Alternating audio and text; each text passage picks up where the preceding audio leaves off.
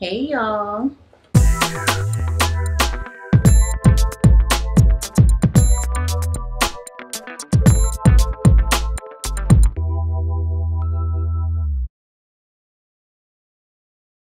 Welcome to my channel. If this is your first time visiting, welcome.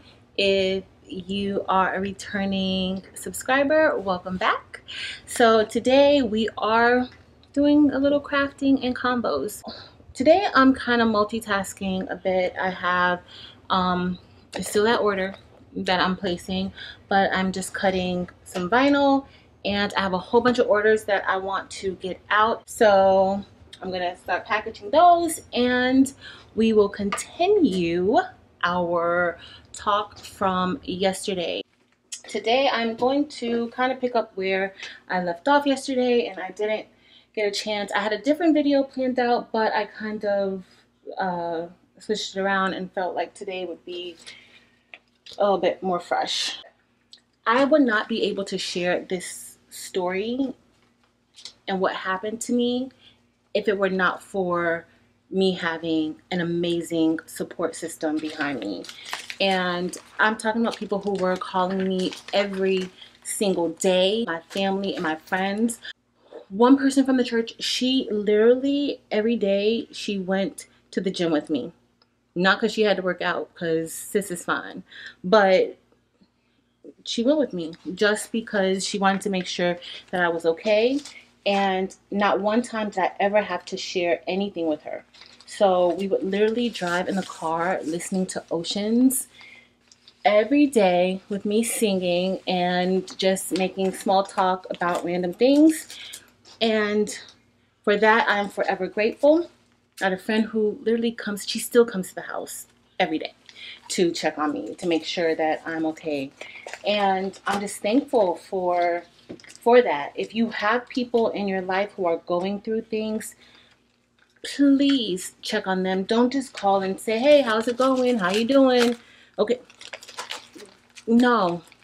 Sometimes we don't want to talk about what happened to us. We just want to process everything and know that we have support. So that is why I have been able, even now, to share it. Legacy. What is a legacy? So there's this play that I really love called Hamilton, and in the play Hamilton is reflecting after death, really.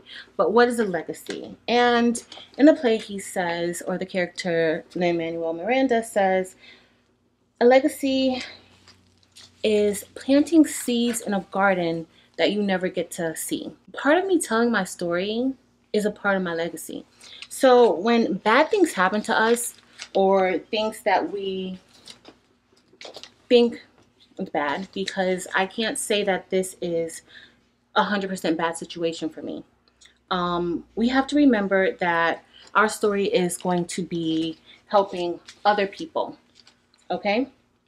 So this is a part of my legacy. And let's be clear, a legacy is not always good, because if you're planting seeds that don't grow, or seeds that only grow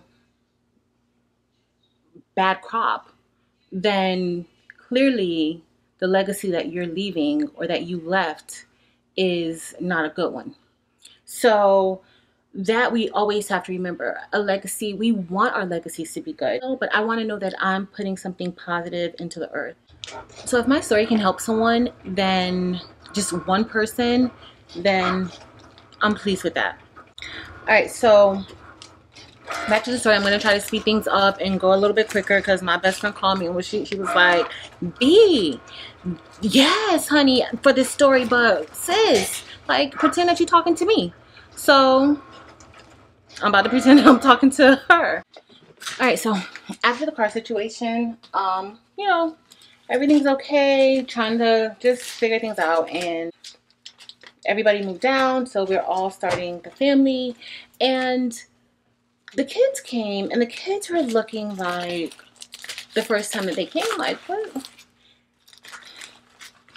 They're looking like that because he had told them that he came down, and when he was coming down, he was buying a house, and They were surprised to come to this house that was fully furnished, and all my pictures and everything was up, and they were just looking like, what he, but like they were like, the look on their face was just a little bit like a confused look, and I didn't know what that look meant at the time. So, all right, but we're making it work. Everybody's together.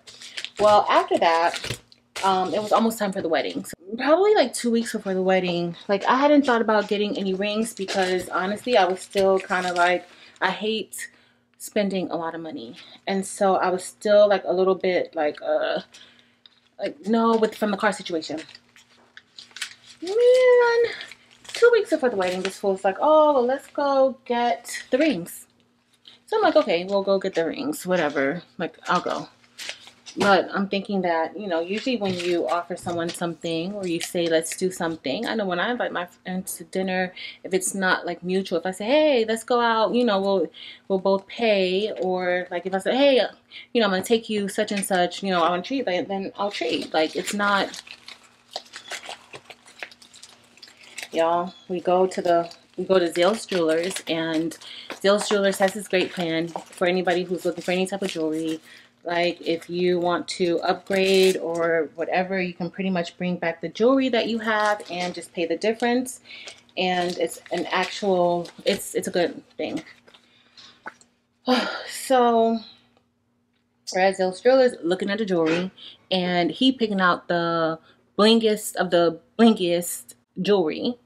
And I'm just like, okay. Like, because mind you, the fool was like, oh, you know, oh, I could get a ring from here and have it dipped in gold. You have it dipped in gold? Like, but then that was also a sign, y'all, because anybody who is comfortable with that, like, not saying that dipped in gold, but honestly, between my dad and my uncle, I was literally a jewelry store. So that was like honestly not a big deal. But anybody that says like, oh, well, you know, dipped in gold and you're proud of it, but you wear the stuff like it's real, like you giving your friends faux Burberry jackets, like it's Burberry, like no, it's not. But anybody with that, like you, like it's okay, like you're fine with the outside looking like the real thing, but the inside is not the real thing. Like that's kind of suspect. I didn't look at it that way. I just looked like, okay, maybe he's just, this is, you know, financially strapped, the car situation, and I'm just like, okay. I was like, sir, I'm not wearing anything that's just dipped in gold. I prefer not to wear anything.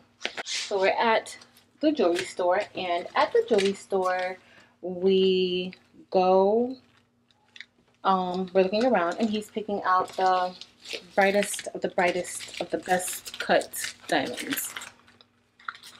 And of course, I scale it back down because I'm like, no, you know, I don't know. It might have been something telling me that, girl, you won't have to pay for your own ring. Might have been the Lord telling me to run at that time. But all right, so we go to get ready to pay, and I'm thinking that he's paying because, you know, I'm like, okay, no, I'm gonna get your ring and you get my ring. Like, that's what I'm thinking. You know. We get up to pay, and he's just like, oh, well, you know, I don't have any money. And then he started blaming his lack of money on the fact that he had to take care of his ex-wife and, you know, take care of the expenses of burying her and all this stuff. And so this is why he has no money. So I'm like, but don't worry, baby, it's all good because, you know, my speaking engagements, I don't get nothing less than $1,000. Nothing less than $1,000. Oh, one time he comes home. First of all, he would go preach and he would say that he got $100, he got $50 like that. And he would be traveling up the road a lot to go preach. So one time he comes home, or a few times he came home, and he was like, oh, babe, this is how they paid me. This fool got a box of paper towels, a box with paper towels, copy paper, and pledge, telling me that, oh, this is how they paid him. Okay. I mean, at that point, like, I was just like over it. I knew he was lying. I knew everything he said out his mouth at that point was a lie. And so I was just like, all right. So with the rings, he get upstairs, he says that, and I end up going for pulling my card out and paying for the rings. Because, you know, the wedding, my parents put all this money into this wedding, and people are coming from different places to come to the wedding. Like no, you can't call it off. Like, it's okay. Like, just go ahead and ring. You know, y'all practically married already. Like, it's okay. Like, just go ahead and buy your own little ring. Ladies, or men, if it's not what you signed up for, don't wait and see if it is going to be what you signed up for. Get out of it pretty quick. Don't wait. And I can say, like, 2.5 years, 3 years, like, it's not long, but that's still time. Okay, so, all right, so after that, we have the wedding, and I'm just not that pleased, not that thrilled. First of all, like, I flew all the way to New York with my best friend, or to go see my best friend, to go to Bergdorf Goodman and get me a pair of Manolo Blahniks. And I didn't even walk down the aisle in them because I was just so disgusted with a lot of the different events and different things at the wedding. Because the night of the rehearsal dinner, the one thing that he was responsible for was the rehearsal dinner. And we're at the practice session, and then he's like, oh, no, we were supposed to, it wasn't Ruth Chris, I forgot what it was, Fleming's, we were supposed to go to Fleming's. And he was like, oh no, I didn't, something came up with this and that. Then I also found out that the week before, I found out that there was going to be no honeymoon, because he was supposed to do the honeymoon and the rehearsal dinner. And he was just like, oh no, it's just laugh. So the night of the rehearsal dinner, like, and I really didn't care. And he told me that, like, I was going to pay for the rehearsal dinner. I was not going to pay for the rehearsal dinner. And so my friends were like, girl, I think it was Capitol Grill. Girl, we don't go to Capitol Grill right now after the rehearsal, and that's going to be it. And so that's what we did. Me and my friends, we sat at the table at, I think it was Capitol Grill. If it's not Capitol Grill, one of y'all told me that it was a Capitol Grill, but I think it was Capitol Grill. And we sat there at the table, and that's what we had. We talked, and I had a very, very good time with them. All right, so after the wedding, for a little bit, things were okay. He was going to get a job, because first of all, coming from the small town he came from, like, and then living here, like, the cost of living is probably like triple, quadruple. So oh no, I'm gonna get a job, and he's gonna get this. I have this degree and this degree and that. I thought I found out when he left, he forgot some of his degrees. So I'm like, oh, let me look up this college. Y'all, they ain't even accredited. The people was talking about the people in the newspaper. I think I just threw that degree in the garbage. It was worth the paper that it was printed on. At the same time, we were supposed to be starting a church, because God called him here to this area. This was his destiny, and he was here to make an impact. Well, we started a church. We had a launch service, maybe like of March of that same year that we got married, and we had a launch service, and they raised a nice amount of money for him. All right, y'all. So I had to go to the post office to mail out my packages, because customer service first. Gotta, make sure business is taken care of. And now I am inside of curbside pickup at Panera Bread, waiting for my Modern Caprice, having a pre-Thanksgiving feast. We were having service like inside of a hotel at that time, and I thought, okay, well, you put the money aside for the church or whatever for us to do that, so it should be fine. We should have the money to pay the fee. No, the money wasn't there. And so I'm like, well, the kids, let's get them a bank account, and we put their money, give them money in the account, and they can learn to budget and spend, and they have money for when they need things. So I'm thinking that. So both of us, we're going to put in like, $100 in the kids' accounts every other week so that they can have it. They can learn to save and get things. And prior to us getting married, he added me onto one of his accounts because he's like, oh no, this is the account because, when the bills need to get paid, twice the bills got paid out of that account. Twice. So he said, so he added me on, and it's the same bank that my daughter banks at. So we go, and I'm like, oh, we're going to open the kid's account. We get there to the bank, and the bank rep was like, I'm sorry, but I can't open these accounts for you. And I'm like, you can't, like, I've never had that happen to me before. And so he's like, no, we can't open the accounts for you because there's so many accounts under the other person's name, and you're attached to it now, and there are so many delinquent accounts. And I said, can I at least get a debit card for my daughter because I lost her debit card? So can I at least get a replacement debit card for my daughter? And you're like, no, because you're attached to that one. So until that gets cleared up, you out of gas. So I'm like, so then of course the excuses started coming. And we've already got the church going. And so I'm like, what is going on? Like, it's a real suspect. So he made so many excuses.